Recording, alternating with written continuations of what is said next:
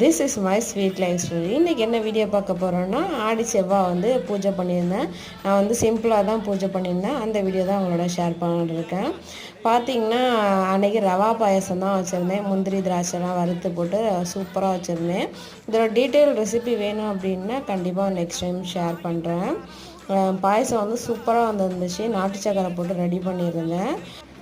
பூஜைக்கான வேலைகள்லாம் எடுத்து ஸ்டார்ட் பண்ணிட்டேன். பார்த்திங்கன்னா நான் தேர்ஸ்டே வந்து எல்லா வேலையும் முடிச்சுட்டேன். நான்வெஜ் எடுக்கலை அப்படிங்கிறதுக்காக வந்து நான் வீடு வாசலாம் துடைக்கல. அதேமாரி வந்து விளக்கு ஏற்ற ஸ்டார்ட் பண்ணிட்டேன்.